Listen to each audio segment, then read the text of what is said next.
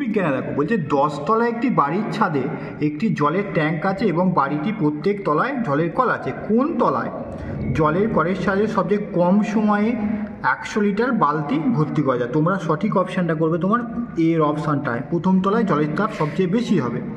তারপরে 22-এরটা, কোনো বস্তুর ভর 1000 মানে 10,000 গ্রাম হলে তার আয়তন 100 মিটার ঘনমিটার হলে বস্তুটির ঘনত্ব হবে তোমার কত?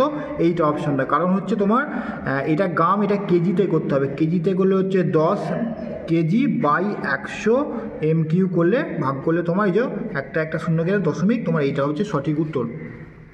কি ঘটে যখন কোনো পদার্থ তার বাষ্প থেকে তরল অবস্থায় রূপান্তর করে? তখন কি হচ্ছে? সি এর অপশনে তাপ নির্গমন করে।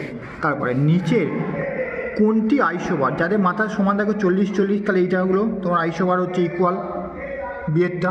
25, কোনো ধাতব তারের উষ্ণতা বৃদ্ধি পেলে কি হবে? বৃদ্ধি পেলে কি হবে? তোমার তার রোধও কি হবে? তোমার বৃদ্ধি পাবে। তারপরে বিকীর্ণ তাপের গতিবেগ হলো, বিকীর্ণ তাপের গতিবেগ সি এর অপশানটা হচ্ছে সঠিক। তারপরে তোমার 27-এরটা দেখো, কোনো পরিবাহীর দুই প্রান্তের বিভব পাবে 10 ভোল্ট হলে পরিবাহীর রোধ এত ওহম। এর পরিবাহীর মধ্যে প্রবাহ মাত্রা হবে তোমার এখানে সি এর অপশানটা হচ্ছে তোমার সঠিক। তারপরে তোমার PbS এবং 4H2O2 দিয়ে বিক্রিয়ার মাধ্যমে যে উত্তরটি হবে তোমার এখানে উত্তরটি হবে বি এর অপশানটা। বি এর অপশানটা জারক। দুটি তলের স্পর্শক তলের ক্ষেত্রফলের বৃদ্ধির সঙ্গে সঙ্গে কি হবে? তাদের ঘর্ষণ ও তলও কিন্তু কী হবে? বাড়তে থাকবে। এখানে হবে তোমার কি? বাড়বে। তারপরে তোমার আসো, নিউটনের দ্বিতীয় সূত্র অনুযায়ী কোনো বস্তুর ওপর বল দ্বিগুণ হলে ত্বরণ তখন কী হবে? ত্বরণও কী হবে? ডবল হয়ে যাবে। তোমার স্ক্রিনের সি এর অপশানটাই করবে।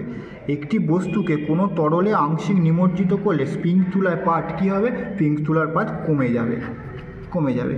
3200 ক্যালোরি তাপের সাহায্যে 0 ডিগ্রি উষ্ণতায় কত গ্রাম বরফকে সম্পূর্ণরূপে গলিয়ে ওই একই উষ্ণতা জলে পরিণত হয়? উত্তর হবে 40। কারণ আমরা জানি 80 ক্যালোরি, তাহলে 3200 থেকে আমি 80 ক্যালোরি দিয়ে ভাগ করি, আমি পেয়ে যাবো 40।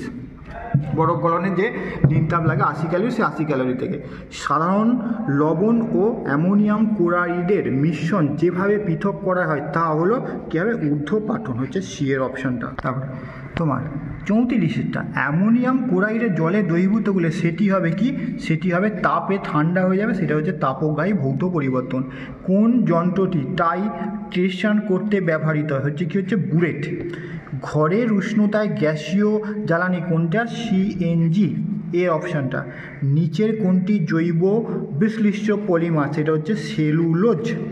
আর সর্বশেষ হচ্ছে তরলের মধ্যে কোন বিন্দুতে প্রযুক্ত চাপ সমমাত্রা সকলের দিকে সঞ্চালিত হয়?